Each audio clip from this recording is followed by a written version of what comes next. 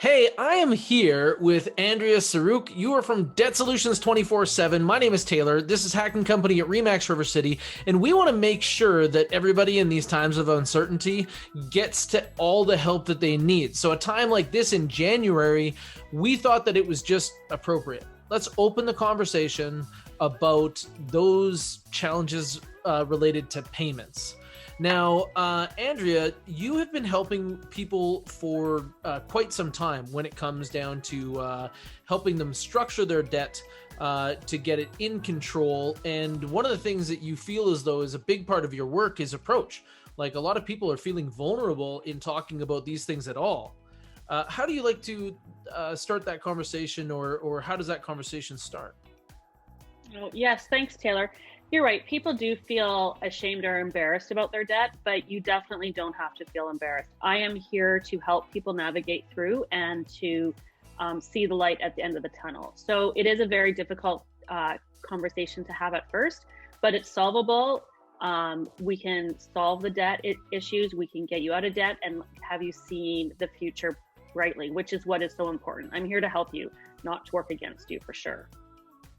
That's interesting. So that's how a lot of people feel like that when they talk to anybody who is involved with things they don't feel good about, like debt. So, and often the people that are looking for help are the people that weren't able to get help on their own. So already the creditors are calling, already that they're feeling like that tight feeling of how am I going to get through this? In the first few steps, what are the things that, like, what's the first sense of relief somebody gets when they start finding solutions? What does it normally look like when somebody's moving through trouble to where they start to get a handle on this? Well, I'd say the first steps definitely is the fact that they don't have to answer calls from the creditors anymore. I Oh will answer man. those calls, right? Just let them go to voicemail, or they can give them my number and I will help them talk to those creditors. We will Wait a help them second, get, you wrangle the creditors? Like, do you have like a I whip and a will. chair? I just don't know how to talk to them. Let's just say that. It's a little trick we've learned over the years. So yes, that I think is a huge relief, because when you get those phone calls coming in on your cell phone and you don't want to answer it from TD Bank or CIBC or the Payday Loans Company, we're going to help solve that, and we're going to get that debt off your back. And that's a huge relief. That's massive. We also will, you do have to still pay back a portion of your debt, but it's going to be considerably less to what you're paying right now. So think of your monthly payment being $1,000.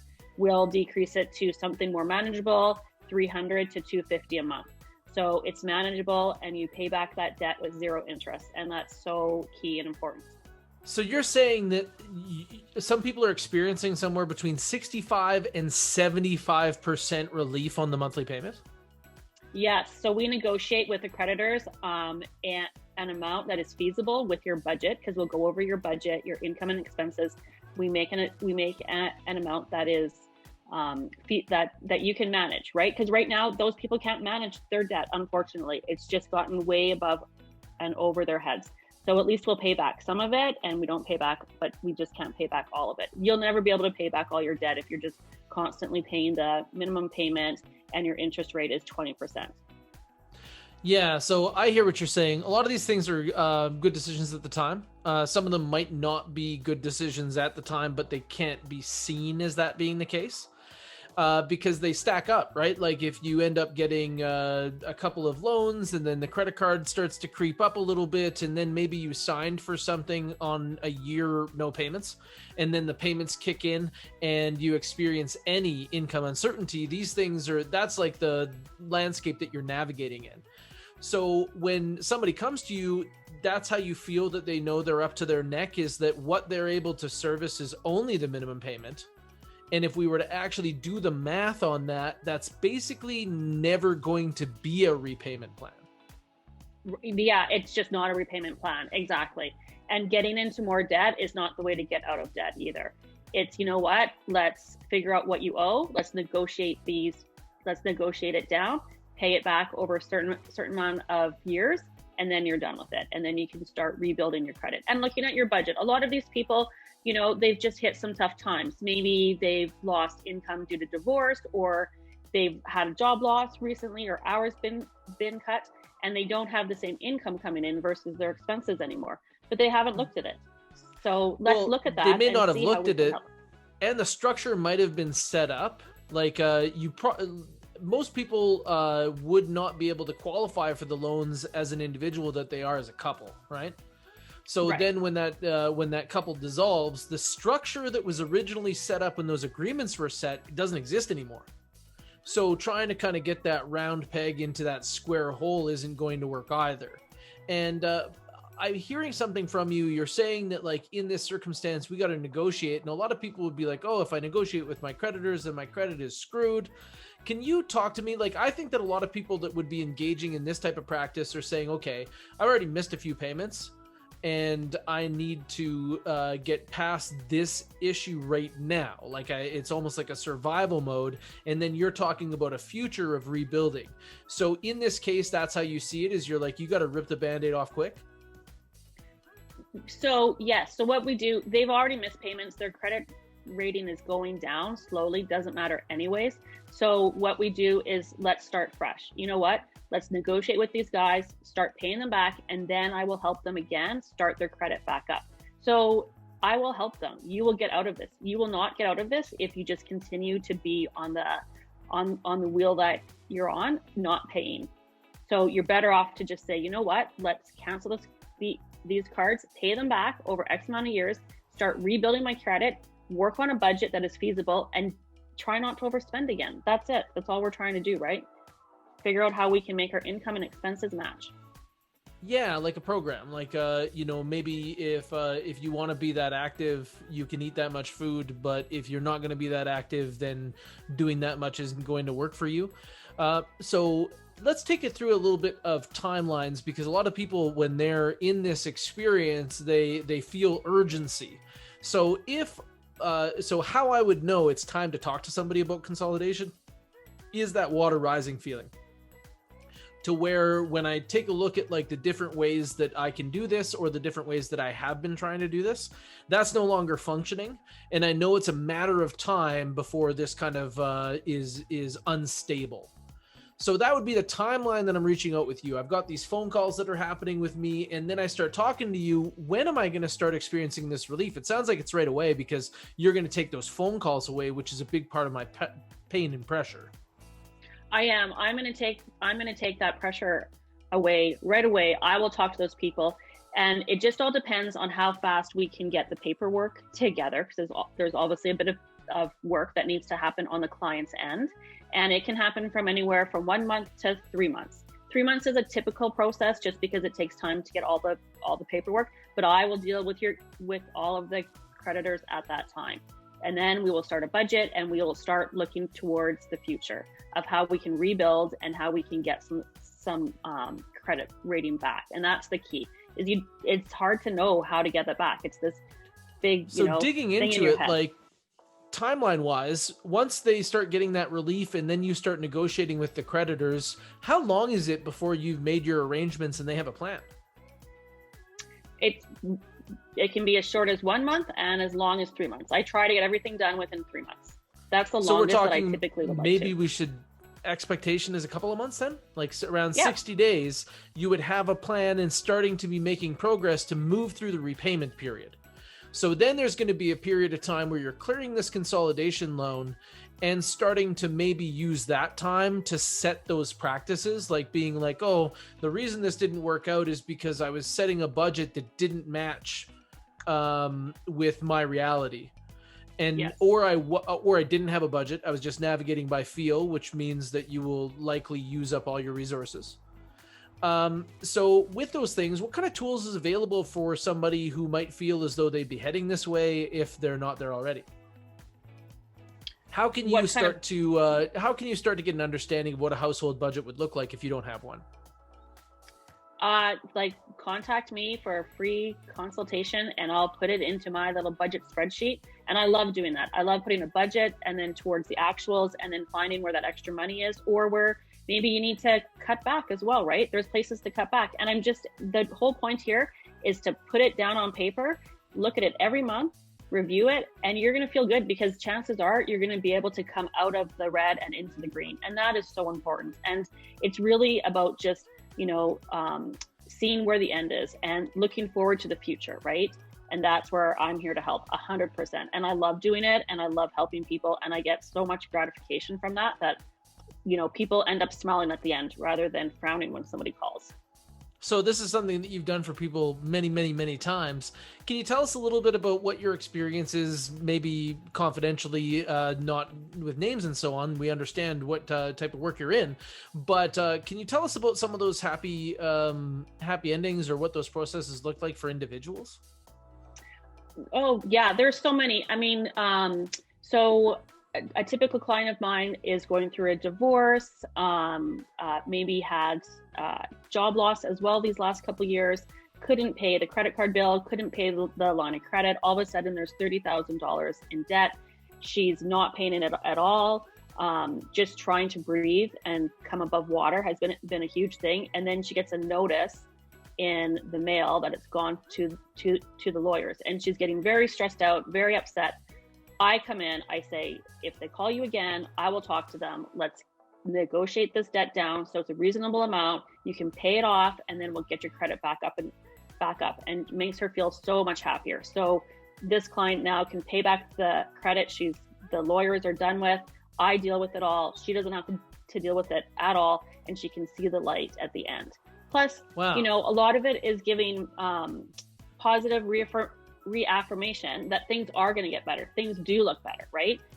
We all need to help each other out. Yeah. And, I'm here to help out. I'm here to advocate. I'm here to find where you can find more money, in your budget, which we all can. We just need to find it and make it work out for the future. So that's a great success story.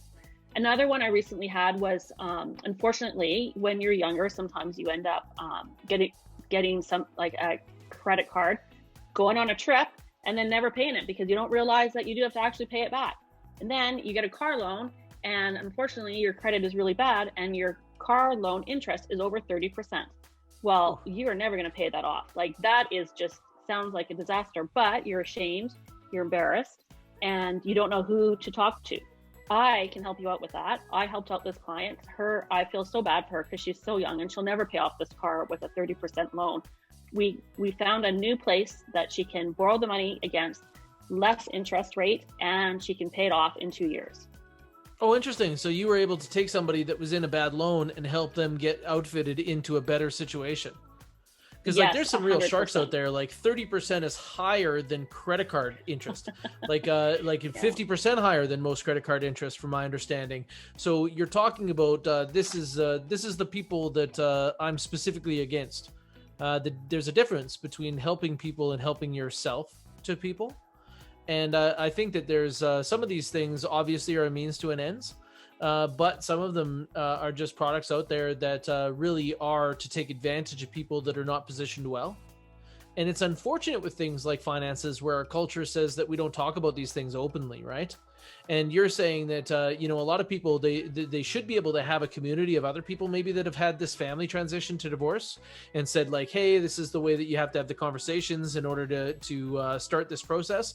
But those communities don't often exist because of the stress and the fear and the cultural stigma associated with managing payments. It's really interesting to see how we look at that. That's probably going to be a big part of your job is talking to people about like, yes, it's time to come for help. Come earlier before you're all on fire. Yeah, you got it. That's exactly it, Taylor. 100%. Yeah, well, I appreciate you kind of summarizing that. I want to go through that one example that you were mentioning. So this person had come in, they had people calling, now they're talking lawyers, and then you reveal the elephant in the room. And that's that they have $30,000 in what's normally considered to call consumer debt. So it's not like we can sell some stuff and organize that out. It's just $30,000 in a pile, essentially. And then from there, you're negotiating, and what you're seeing is that number is going to go from 30 to 10, or even a little bit better than that in some cases. Yes, and now exactly. When we take a look at payments on 10, what would that look like if, because I think that that's probably a number that a lot of people qualify for, is like that 30. Do you know what that would change? Because I bet you that if you have payments on that 30, you're probably talking well in excess of $1,000. Yes, exactly. So just to make the payments over $1,000 for sure. And a typical And then payment to make would headway, you'd have to probably do another 1,000 to get it done in 3 years. Yeah, and how is that sustainable, right? It's very stressful to think that you're just paying off this stuff that you can never get back, especially because if you had a job loss and your income's gone down, and divorce is, that's been a big thing as well. So yeah, so going from 30 to about $10,000 to pay back is about $250 a month. So we look at the budget, and it all depends on your budget, and we look at that to see what is fair and will help you get out of the debt and to move forward as well. So that's a manageable payment. $1,000 typically makes you in the red every month, right? $250 is going to leave you in the green and let you be able to have some breathing room. Oh man, so if we were to take a look at what it would take to move through this process, you got to overcome those challenges, and then you're going to achieve this position where you start feeling like you're looking forward instead of looking back. Like the people in this situation, they feel like they're checking over their shoulder all the time, like somebody's coming up from behind. They don't get the availability to start setting goals in their mind. So then you move through this repayment process, and you're kind of managing this reasonable payment that's probably much more consistent with your budget. That sounds like it would be like the good seeds to grow a savings habit from there. Yes, exactly. So I give options exactly on how to get more savings, maybe RSPs, maybe you want to save for a car. Well, how do you do that, right? So I will give options, and I give ideas of how to accomplish that. Even a vacation, we kind of all need a little break in life too, right? It's not being so stressed out and not having time for ourselves is mentally challenging as well. So we come up with these goals of how you can make it achievable. I'm very much focused on cash-based or using your debit card, not so much credit anymore. And I teach people that, and I teach them why. Credit is fine, you can use it, but just don't overuse it. So I give them tools of how to do it realistically. Well, the parallels to diet in this, they come all over the place. And one of the things that I noticed is those people that would really love a vacation, but they don't feel as though they could afford it, like they're just not in the financial position, they end up going on vacation. Just the same way as a person on a diet that's like eliminating any enjoyment from food, eventually they're going to have a lapse, right? And then it's like buffet time. And the same thing is the person who's not getting on a vacation, those people are going to go on an extravagant vacation that is very inappropriate for their budget in a lot of cases, because they feel like they deserve it because everybody else gets it and they're just not getting it, and it's an external problem. Now, there's another difference when you start to look forward at these things and move through this process to a point where you can forecast. Because then when you go on the vacation, it's real. Like fake vacations are awful because of the guilt associated with them. You don't actually get the vacation. Like if you want to get home and feel like you need a vacation to recover from your vacation, that's the mental position to be on while you're there. Whereas a lot of the time, if you took a look at it forward, found the best deal so that you could stretch your budget, that feels like a win, right? When somebody compliments you on your clothes and you're like, you wouldn't believe what I got this for. Like that's the first thing out of your mouth. It feels good.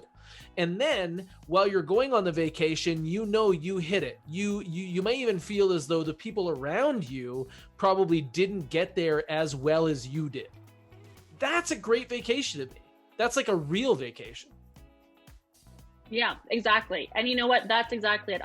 So I bring them out of this terrible debt they've been in for, could be a year or 2 years, feeling negative, can never, get ahead or buy that new car or buy that house, to be like, no, we'll put a budget together. We'll like, you can do this. It is achievable, right? And how do we get to those goals that you have? And that is one of the best things about this job. Exactly. It's leaving that, getting out of that negative debt and then looking forward to the future. And it is so positive. And, my client, like all my clients are happy. They're excited. They see the light. They, contact me back, and, things are great. It's just how not to continue going down that negative rabbit hole all the time. Yeah, I can really see that. I think that this is something that more people should understand. that this will affect how they feel about themselves, how they feel other people look at them, which could affect their relationships. And a lot of the time, financial pressure can change relationships. Like that's where a lot of divorce can come from. So honestly, I think that if the people are feeling really pressured and they think that they're compartmentalizing it, they should just understand this isn't true. The people around you know that you don't feel good. They know because you're short-tempered. They know because you're avoidant. And when you start to solve big problems like this is a fundamental problem of being an adult, is you have to have finances in order. It's going to catch up to you sooner or later. So honestly, the sooner you talk to somebody like Andrea, the better that you're going to do. We really appreciate how compassionate you are in taking care of these people and understanding what their problems are. We're very proud to have you as a trusted expert. And there's one more question that I have for you. If maybe we could put up like a building size sign down the largest building in the new Edmonton downtown, that you could just express yourself to everyone, being a financial expert from your perspective, what would you want the world to see? What do you want everybody to know that comes from your part of our world? How I can help you get out of debt. That's it. Free consultation. That's awesome. So you just wanted to get them to where the help starts. Yeah, exactly. I can help you get out of debt. And to speak to the people that this might be speaking to already. Yes, exactly. Yeah, and I also want to say too, I do feel in the future here, there's going to be a lot of people that are going to owe the Revenue Canada due to this past 10 months with CERB possibly. And that also is debt that I can help with. So that is something that people don't know. I think there's going to be a big surplus, unfortunately, of those people that haven't been working due to the closures recently and earlier this year in regards to the pandemic and the CERB payments and other payments that people have been getting. So CRA debt is another debt. You have to pay it back, but that's another debt that I can help out with. That's excellent. So you could basically negotiate some terms and make sure that happens in a way that's reasonable and doesn't cause somebody stress that CRA is one of those calls that's chasing them. Yes, exactly. Yeah. 100%. I appreciate the distinction because a lot of people might think that since that's government, it's out of your reach. Yeah, no. So that is something we can also help out with for sure. So, just I think the biggest thing is to pick up the phone or email and reach out to get some free advice in the end. Because that's really where it comes down to. Thank you. Well, you can find Andrea Saruk of Debt Solutions 24/7 everywhere. She's easy to find online. She's easy to find through us. You can go to our trusted expert list and find her there. And we're going to put all your contact information along with this video. Thank you so much for coming in and talking to us. Thank you so much for being a trusted expert. And if you're watching this and maybe you know somebody who is acting a little different, it might be things related to the pandemic, but sometimes just making this information available is good. So if you don't mind sharing this, we really want the help to get everywhere because there's a lot of people struggling in ways that they won't talk to you about. And in a day and age where mental health is so important, and it's so important to hear those gentle cries, I think that just by making this available, you'll get somebody out there that they really could need to understand that it'll get better. Thanks, Taylor. So true. Thank you so much. And have a great day. Cheers. Thank you.